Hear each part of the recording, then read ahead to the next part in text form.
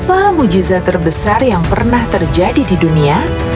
Mungkin kamu berpikir tentang menyembuhkan orang sakit, atau membelah lautan, atau bahkan memberi makan ribuan orang hanya dengan beberapa potong roti. Semua itu memang luar biasa, tidak diragukan lagi. Tapi, ada satu mujizat yang dampaknya melampaui waktu dan mengubah sejarah manusia untuk selamanya. Mujizat ini bukan sekadar cerita iman, melainkan sebuah peristiwa nyata yang menjadi fondasi pengharapan bagi jutaan orang di seluruh dunia, bahkan sampai detik ini. Inilah kisah tentang mujizat terbesar yang pernah tercatat dalam Alkitab. Sebuah kisah tentang kematian dan kehidupan yang berhasil mengalahkannya. Mari kita mulai. Yesus dari Nazaret adalah sosok yang dikenal oleh banyak orang pada masanya. Ajarannya berpusat pada kasih, belas kasihan, dan pengampunan. Ia menyembuhkan orang sakit, memberi makan yang lapar, dan memberikan harapan bagi mereka yang merasa tersingkir dan tidak berharga. Pesannya begitu kuat dan menyentuh hati banyak orang. Namun tidak semua orang menyukai apa yang ia ajarkan. Para pemimpin agama pada waktu itu merasa terancam oleh pengaruhnya yang semakin besar. Mereka melihat Yesus sebagai ancaman terhadap otoritas dan tradisi mereka. Akhirnya, mereka bersekongkol untuk menyingkirkannya. Mereka melemparkan berbagai tuduhan palsu, menangkapnya secara tidak adil, dan membawanya ke pengadilan. Proses hukum yang dijalani Yesus penuh dengan ketidakadilan. Dan pada akhirnya, ia dijatuhi hukuman mati yang paling kejam pada masa itu, penyaliban. Bayangkan suasana saat itu. Yesus digiring ke sebuah bukit di luar kota, memikul salibnya sendiri. Ia dipaku di atas kayu salib itu, di antara dua penjahat. Di bawah salibnya, berdiri orang-orang yang sangat mengasihinya. Murid-muridnya yang telah mengikutinya selama bertahun-tahun, perempuan-perempuan setia yang selalu melayaninya, dan juga kerumunan orang banyak yang dulu pernah berharap kepadanya. Mereka semua menyaksikan penderitaannya. Langit menjadi gelap, dan dalam kesakitan yang luar biasa, Yesus menghembuskan nafas terakhirnya. Saat itu, semua harapan seakan ikut mati bersamanya. Para muridnya hancur. Mimpi mereka tentang seorang raja yang akan membebaskan bangsa mereka seakan sirna. Segalanya terasa gelap dan tanpa harapan. Setelah kematiannya, tubuh Yesus diturunkan dari salib. Sesuai dengan adat Yahudi, tubuhnya dibungkus dengan kain kafan yang bersih, dicampur dengan rempah-rempah. Kemudian jasadnya diletakkan di dalam sebuah kubur baru yang dipahat di dalam sebuah bukit batu. Sebuah batu yang sangat besar dan berat digulingkan untuk menutup pintu kubur itu. Untuk memastikan tidak ada yang bisa mencuri jenazahnya, para pemimpin agama meminta penjagaan ketat. Prajurit-prajurit Romawi yang terlatih ditempatkan di depan kubur itu.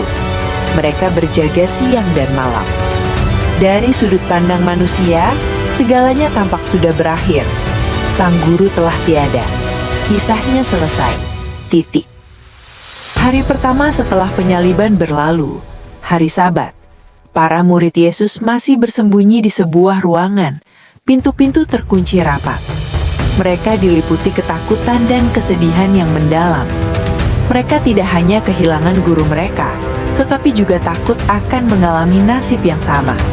Mereka merasa gagal, bingung, dan putus asa. Hari kedua pun berlalu dalam suasana yang sama. Kegelapan masih menyelimuti hati mereka. Harapan terasa begitu jauh. Mungkin mereka bertanya-tanya, apakah semua ini sia-sia? Apakah ajaran tentang kerajaan Allah hanyalah mimpi? Namun, pada pagi hari ketiga, sesuatu yang benar-benar di luar nalar manusia terjadi. Sesuatu yang akan mengubah segalanya. Pagi-pagi sekali, saat fajar baru menyingsing, beberapa perempuan yang setia mengikuti Yesus datang ke kubur. Di antaranya ada Maria Magdalena dan beberapa Maria lainnya. Niat mereka adalah untuk meminyaki tubuh Yesus dengan rempah-rempah yang lebih baik, sebuah tanda kasih dan penghormatan terakhir. Mereka berjalan sambil bertanya-tanya, siapa yang akan membantu mereka menggulingkan batu besar yang menutup pintu kubur itu? Tapi, betapa terkejutnya mereka ketika tiba di sana. Batu besar itu sudah terguling, pintu kubur terbuka. Dengan hati berdebar, mereka mengintip ke dalam. Kubur itu kosong. Mereka panik dan bingung. Kemana perginya tubuh Yesus? Apakah seseorang telah mencurinya? Di tengah kebingungan mereka, tiba-tiba muncul sosok malaikat yang berpakaian putih cemerlang. Malaikat itu berkata kepada mereka, "Jangan takut. Mengapa kamu mencari Dia yang hidup di antara orang mati? Ia tidak ada di sini, sebab Ia telah bangkit, sama seperti yang telah dikatakannya. Yesus hidup, Ia telah bangkit." Berita ini terlalu luar biasa untuk dipercaya. Para perempuan itu berlari dengan perasaan campur aduk antara takut dan sukacita yang besar untuk memberitahu para murid. Awalnya, tidak ada yang percaya. Para murid menganggap cerita para perempuan itu hanyalah omong kosong. Bahkan Petrus dan Yohanes berlari ke kubur untuk melihat sendiri. Dan mereka memang mendapati kubur itu kosong. Hanya kain kafan yang tertinggal. Keraguan masih menyelimuti mereka. Tapi kemudian, satu persatu, Yesus mulai menampakkan diri kepada mereka secara pribadi. Ia menampakkan diri kepada Maria Magdalena di taman. Ia berjalan bersama 2 orang murid dalam perjalanan ke Emmaus. Ia tiba-tiba muncul di tengah-tengah para murid yang sedang berkumpul di ruangan yang terkunci. Ia berbicara dengan mereka. Ia makan bersama mereka untuk membuktikan bahwa ia bukanlah hantu. Salah satu muridnya, Thomas, yang tidak ada saat penampakan pertama, berkata bahwa ia tidak akan percaya sebelum ia melihat dan menyentuh bekas luka kaku di tangan Yesus.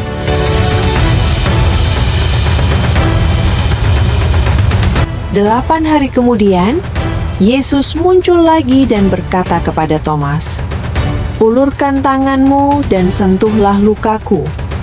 Jangan ragu lagi, tetapi percayalah."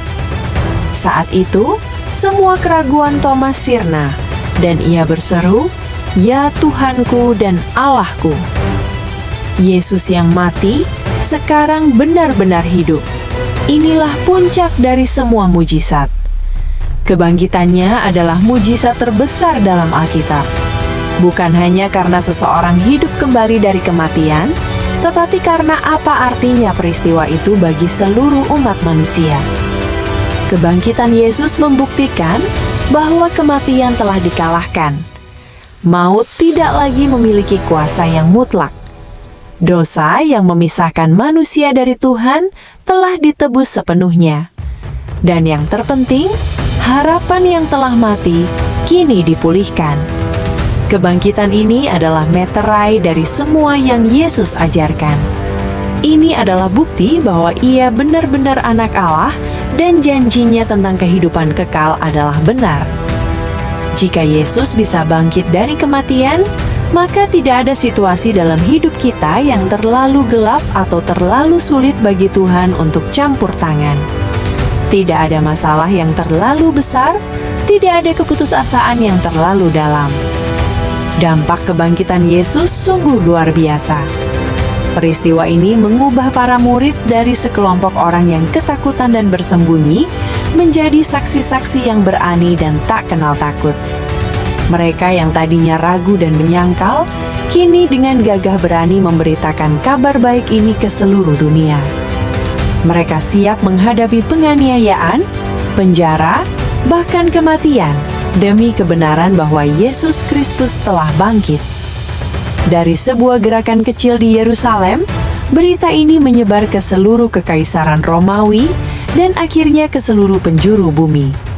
Dan sampai hari ini, lebih dari 2000 tahun kemudian, kisah ini terus diceritakan dan diimani oleh miliaran orang. Mengapa? Karena dampaknya nyata dalam kehidupan mereka.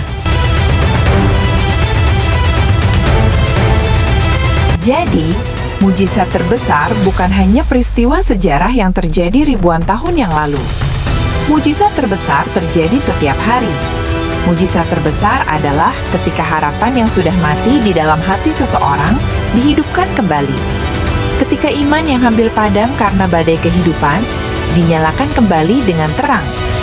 Ketika seseorang yang merasa hidupnya hancur dan tidak punya masa depan, tiba-tiba diberi pengharapan baru dan tujuan hidup yang jelas.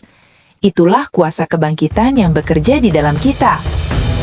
Jika hari ini kamu sedang merasa hidupmu berada di titik terendah, jika kamu merasa terjebak dalam masalah, kesedihan, atau kegagalan, ingatlah satu hal ini. Kubur yang dijaga ketat dan ditutup batu besar tidak mampu menahan Yesus.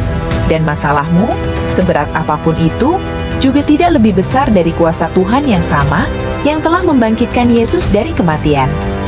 Ada harapan, ada jalan keluar, ada kehidupan baru yang menantimu.